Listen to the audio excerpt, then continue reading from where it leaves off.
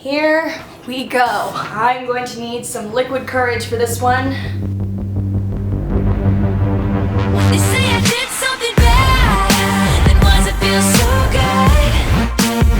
They say I did something bad. So in today's video, I'm going to be unearthing some more of my demons here on the internet for the entire world to see, because you know that feeling when you get something off your chest, when you tell something to a friend or to your mom or to, I don't know, to your dad, whoever your support system is, you know, your aunt, uncle, sister, whatever, you know, when you say something that's just so hard, that's been eating you alive, that feeling of like the weight being lifted, you know, that's such a good feeling. It's a liberating feeling. And so that's why I make these videos, because for me and for you, it's important to just think about the things that are hard, you know, the hard things in life, because there are quite a few of those things, you know, as you can see by the number of videos I've done on subjects like these. But anyway, so today's video is all about, you know, the just sex, just physical, friends with benefits type of relationships, because I think it's a whole, you know, genre of relationships that whether we want to or not kind of fall into or willingly enter, you know, at one point or another in our lives. At least here in college, I think that these type of relationships, I guess if you want to call it a relationship, you know, where the lines are a little bit hazy, you're not really sure what you are, and there's, you know, kind of a lack of a label, but like a very glaring lack of a label, and you're like, oh my god, what is going on? Like, is this just sex? Are we friends? Are we something more? You know, is this just a hookup? What the fuck are we doing? I remember in high school hooking up with one of my guy friends, you know, very innocently. I didn't really know where things were going, nor did I really care where things were going, but he insisted, you know, on putting a label on it, and well, not that kind of label. He was like, do you want to be friends with benefits?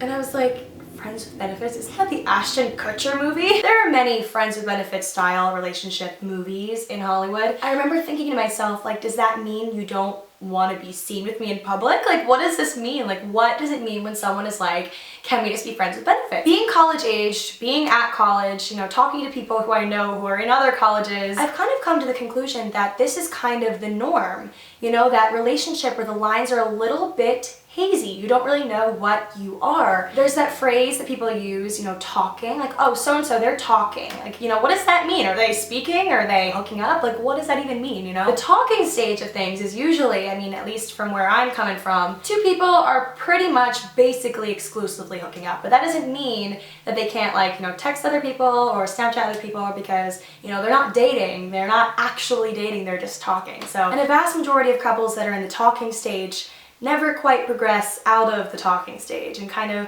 fizzle out or end before they get to the next step, which is definitely the road less traveled. I feel like, you know, the actual next step from talking to actually dating. The thing is, the thing that I do know, the thing I can really, you know, boil this video down to being about, is the just physical relationships. You know, why do people do them? Because I have a theory. I have a theory that's a little bit different than, you know, the typical, oh, we're just bored, we're just, you know, in need of a hookup, you know, we just got out of a really bad relationship. Something that I hate to admit, and I kind of am guiltily, is that a word? Guiltily?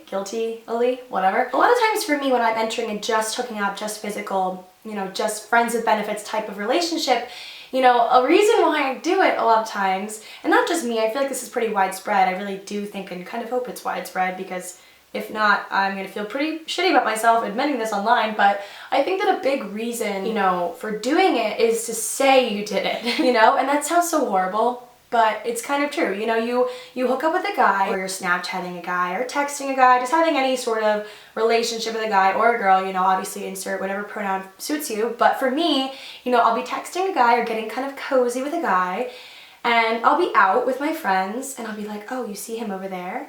Yeah, we're talking. Oh yeah, we're hooking up. Oh yeah, been there, done that. You know, that type of thing. And I feel like guys do this too. I feel like it's like both ways. Maybe guys don't think that girls do it too, but I feel very, very secure in my friend group. Like, I don't need to be hooking up with a guy to have something to talk about, or I don't feel like they ever pressure me either to get with a guy or anything like that, but there's this weird need that I feel sometimes to have something to talk about with my friends, you know, to have something, you know, to be going on in my life so I can either tell you guys or my friends, or, you know, kind of just have this like triumphant little moment like, oh, this guy pays attention to me. I think that's a pretty unspoken reason, you know, why we do it too. I think a lot of us just want that Sex in the City type of life where we always have things to gush over or gush about with our friends, and you know, there's just something exciting and riveting going on in your life, especially in your love life. And if you kind of have a boyfriend, you might as well just talk about the people you've, you know, talked to or hooked up with once. You feel hotter, you feel like you have this allure, this new appeal. And it's horrible because, You know, you could be the most cultured, well-read, intelligent, smart girl or guy, and this sort of feeling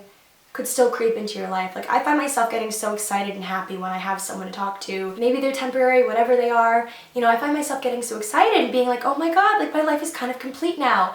And it's so horrible.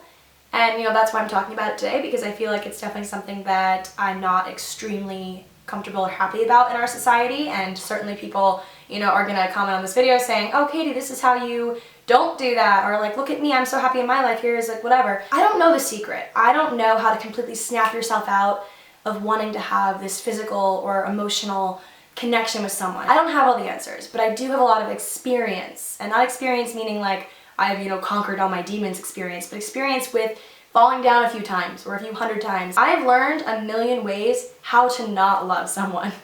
You know, and I feel like it's oftentimes that we learn how to love people and how to be in love from the people that were never able to love us. I'm not afraid of failing, and I think that takes extreme maturity that I have not had forever. It's definitely not been there my whole life. And, you know, I've gotten to a point in my life where I'm done, you know, pitying myself and punishing myself for, you know, being so typical. You get drunk, you hook up, you know, you do things that you say you'd never do.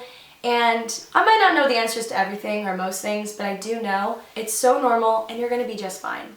You know, every one night stand, every friends with benefits relationship that I thought was gonna go somewhere that didn't has made me stronger and wiser and able to sit here with confidence and say that it hasn't ruined me. And it will continue to make me stronger. Every single time it will potentially happen in the future, even though I say it won't. The times of beating myself up for being human are over. I've come out of them stronger every single time, and I think the most recent one that I've been in college was the one that kind of struck this chord with me. And I'm not gonna say this is for everybody, I'm not really sure, I don't really know your life, but for me, I think that the reason why I do this, why I convince myself that I can do the no feelings attached thing, the no strings, is because, you know, I'm so busy obsessing over this extremely temporary physical relationship that I know is not going to last. I kind of know always in my mind that it's not going to last and it's not going to escalate into anything or any type of relationship that I can introduce to my parents or anything like that. You know, I kind of always know in the back of my mind. Like, I'm a smart girl and I always kind of know, but the reason why I stick with it is because I like the distraction. And it's not just a distraction from like doing my homework or, you know, doing the things I have to do here at college, my responsibilities, you know, doing my laundry. I think a lot of times I'm so hell-bent on distracting myself from my mind. A lot of times I have found that it is safer in a boy's arms than in my own head and alone with my thoughts. And it sounds so, you know, dramatic, but we don't know what else is gonna make us feel whole. And you hate it because you want to be that strong, independent person who doesn't need anyone else in their life and who can just focus on their passions and that's enough for them. But it's a lot easier said than done to be that person. You know, I'm not gonna say I have a horrible life right now. Things are going great, but there still is that little dull feeling inside of me that kind of provokes me to do things that I'm not proud of at all.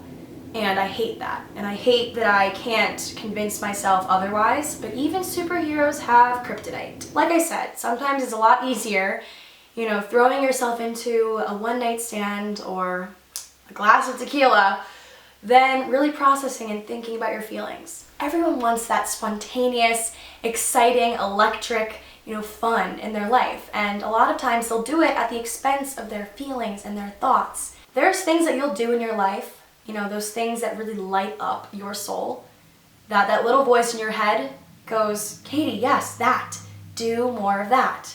You know, that sort of feeling where your passions really just like explode inside of you and you get so excited, you get that goosebump feeling of like, yes, like that's awesome. You know, do more of those things. Perhaps we do the just physical, you know, the just friends with benefits, just insert your whatever the heck you're doing here. You know, I think that we do those things not just because we're bored, not just because we're incapable of relationships, not just because we just want sex. I think it runs deeper. I think it boils down to us being afraid of knowing ourselves, of knowing what makes us tick, what gets us excited, what fills us up, what breaks us down. You know, we're afraid of that. And we think that, oh, you know, we can do that later. It's like a procrastination sort of feeling. It's like, oh, we'll handle that later. How about we handle that now? Okay, well that is my video. I hope that this maybe made you think a little bit. And also, please, if you have any requests for videos, let me know in the comment section below as well, because I always do take your suggestions very, very heavily, not lightly. So yeah, that is it for this video. Hope you guys all enjoyed, and happy holidays. I'll see you guys all next week. Bye!